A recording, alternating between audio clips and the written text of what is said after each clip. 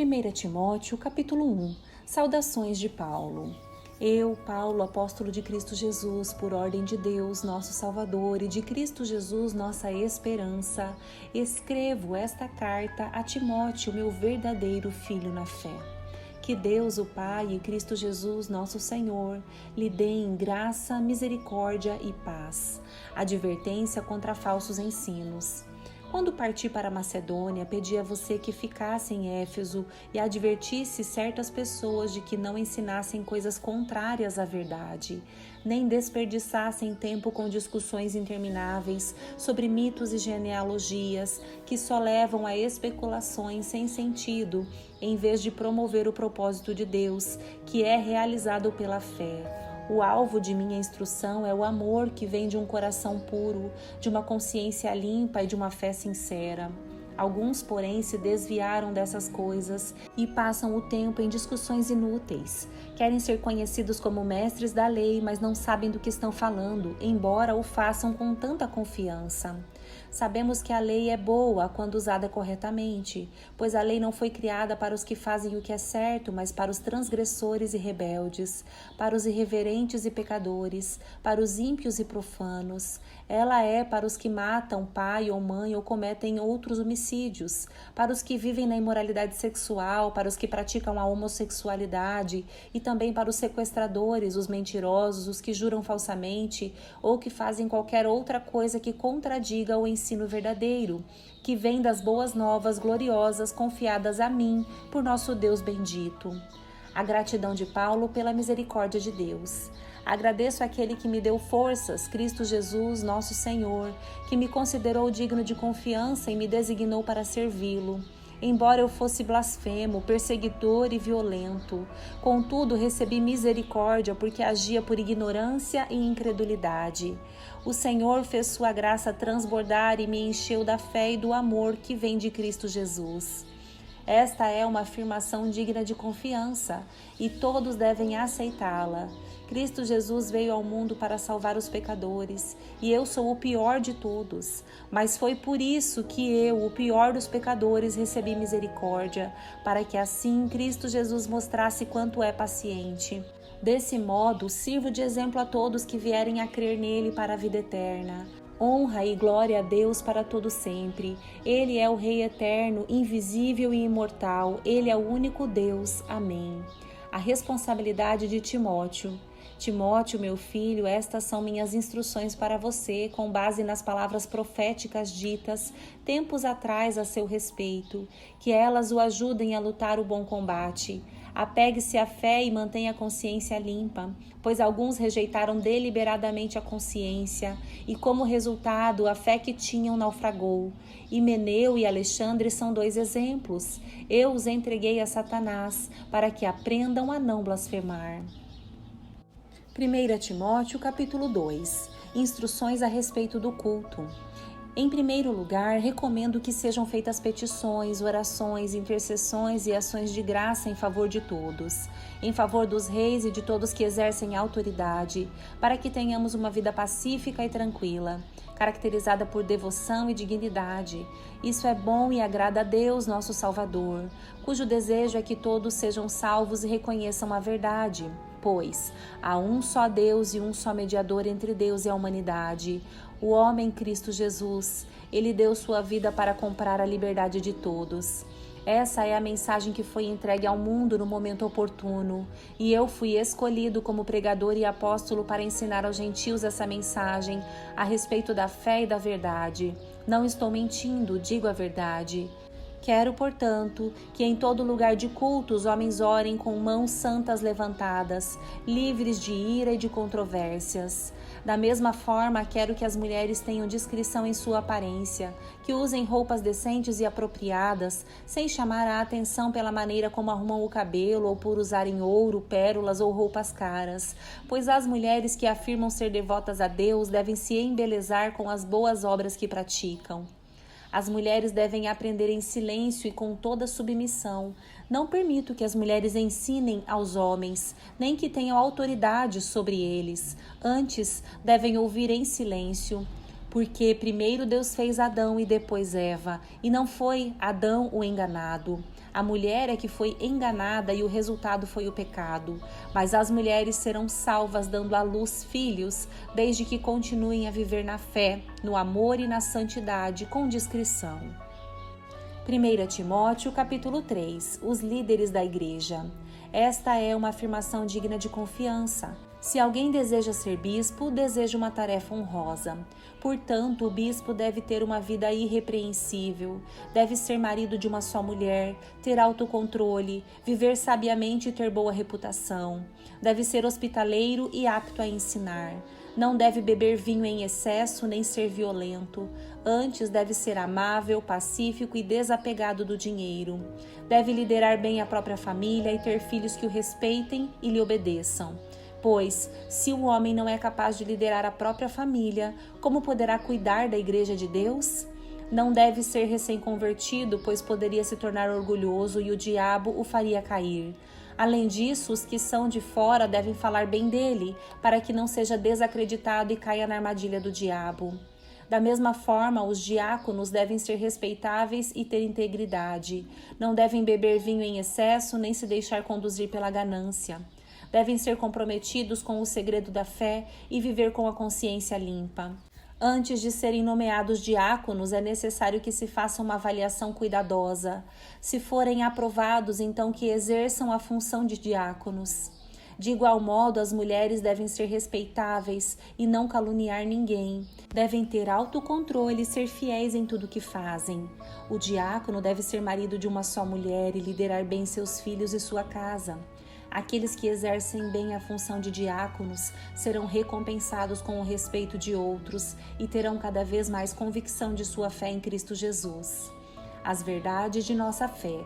Embora espere vê-lo em breve, escrevo-lhe estas coisas agora para que, se eu demorar, você saiba como as pessoas devem se comportar na casa de Deus. Ela é a igreja do Deus vivo, coluna e alicerce da verdade. Sem dúvida, este é o grande segredo de nossa fé. Cristo foi revelado em corpo humano, justificado pelo Espírito, visto por anjos, anunciado às nações, crido em todo o mundo e levado para o céu em glória. 1 Timóteo, capítulo 4. Advertências acerca dos falsos mestres. O Espírito afirma claramente que nos últimos tempos alguns se desviarão da fé, dando ouvidos a espíritos enganadores e a ensinamentos de demônios, que vêm de indivíduos hipócritas e mentirosos, cuja consciência está morta. Tais pessoas afirmam que é errado se casar e proíbem que se comam certos alimentos, que Deus criou para serem recebidos com ação de graças pelos que são fiéis e conhecedores da verdade. Porque tudo que Deus fez é bom, não devemos rejeitar nada, mas a tudo receber com ação de graças, pois sabemos que se torna aceitável pela palavra de Deus e pela oração. Um bom servo de Cristo Jesus. Se você explicar estas coisas aos irmãos, será um bom servo de Cristo Jesus, nutrido pela mensagem da fé e pelo bom ensino que tem seguido. Não perca tempo discutindo mitos profanos e crendices absurdas. Em vez disso, exercite-se na devoção. O exercício físico tem algum valor, mas exercitar-se na devoção é muito melhor, pois promete benefícios não apenas nesta vida, mas também na vida futura.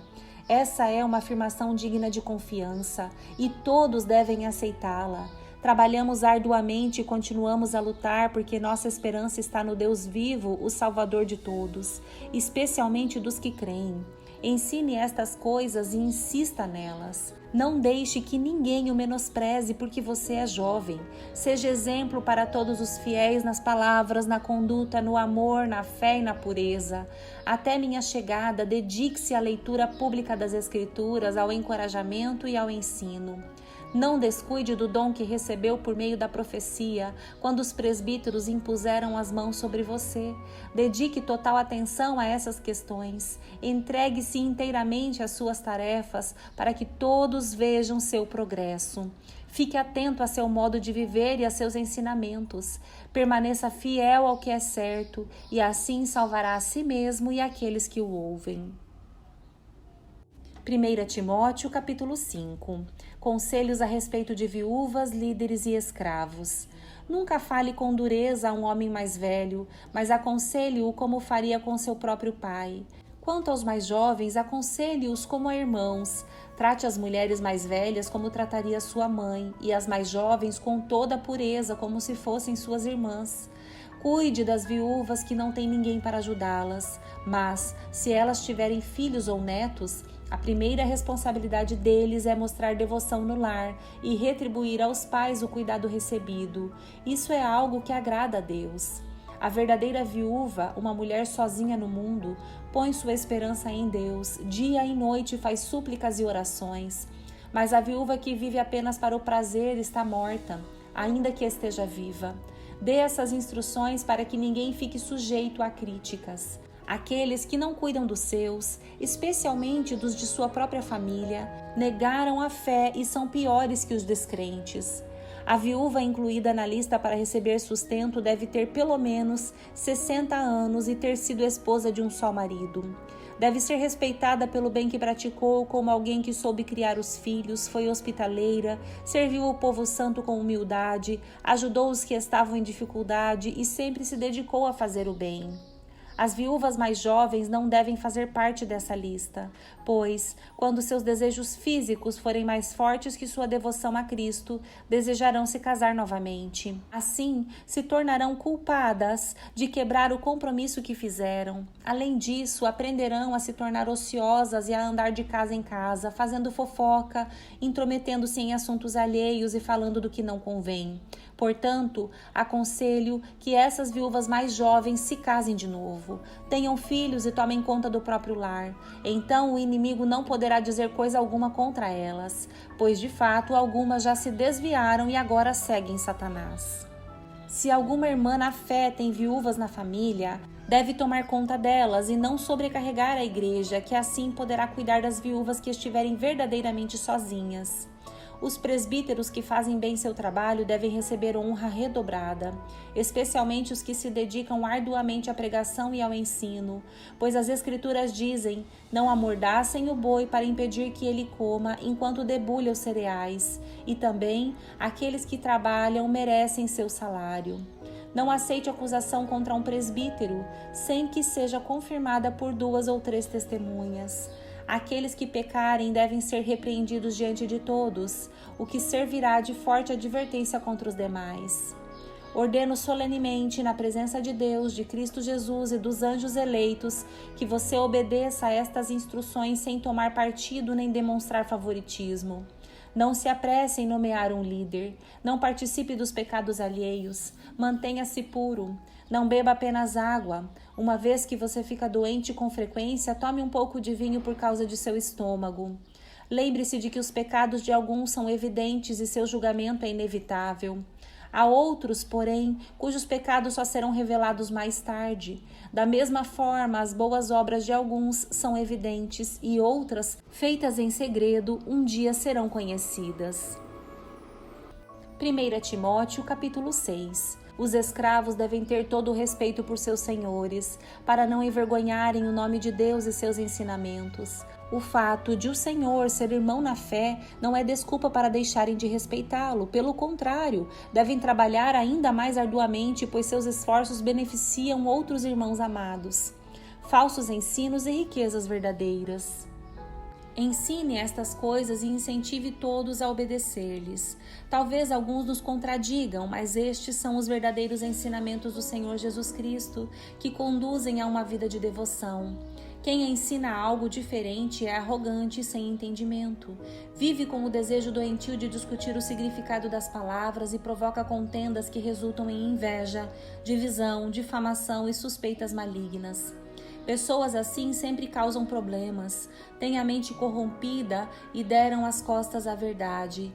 Para elas, a vida de devoção é apenas uma forma de enriquecer. No entanto, a devoção acompanhada de contentamento é em si mesma grande riqueza. Afinal, não trouxemos nada conosco quando viemos ao mundo e nada levaremos quando o deixarmos. Portanto, se temos alimento e roupa, estejamos contentes. Mas aqueles que desejam enriquecer caem em tentações e armadilhas e em muitos desejos tolos e nocivos, que os levam à ruína e destruição, pois o amor ao dinheiro é a raiz de todo o mal. E alguns, por tanto desejarem dinheiro, desviaram-se da fé e afligiram a si mesmo com muitos sofrimentos. Instruções finais de Paulo. Você, porém, que é um homem de Deus, fuja de todas essas coisas más, busque a justiça, a devoção e também a fé, o amor, a perseverança e a mansidão. Lute o bom combate da fé, apegue-se firmemente à vida eterna para a qual foi chamado e que tão bem você declarou na presença de muitas testemunhas. Diante de Deus, que a todos dá vida, e de Cristo Jesus, que deu bom testemunho perante Pôncio Pilatos, encarrego-o de obedecer a esta ordem sem vacilar. Assim, ninguém poderá acusá-lo de coisa alguma, desde agora até a volta de nosso Senhor Jesus Cristo, pois, no devido tempo, ele será revelado do céu pelo bendito e único Deus Todo-Poderoso, o Rei dos Reis e Senhor dos Senhores. Somente a ele pertence a imortalidade, e ele habita em luz tão resplandecente que nenhum ser humano pode se aproximar dele. Ninguém jamais o viu nem pôde ver. A ele sejam honra e poder para sempre. Amém. Ensine aos ricos deste mundo que não se orgulhem nem confiem em seu dinheiro, que é incerto. Sua confiança deve estar em Deus, que provê ricamente tudo o que necessitamos para a nossa satisfação. Diga-lhes que usem seu dinheiro para fazer o bem. Devem ser ricos em boas obras e generosos com os necessitados, sempre prontos a repartir. Desse modo, acumularão tesouros para si como um alicerce firme para o futuro, a fim de experimentarem a verdadeira vida. Timóteo, guarde aquilo que Deus lhe confiou. Evite discussões profanas e tolas com aqueles que se opõem a você com suposto conhecimento. Alguns se desviaram da fé por seguirem essas tolices. Que a graça de Deus esteja com vocês.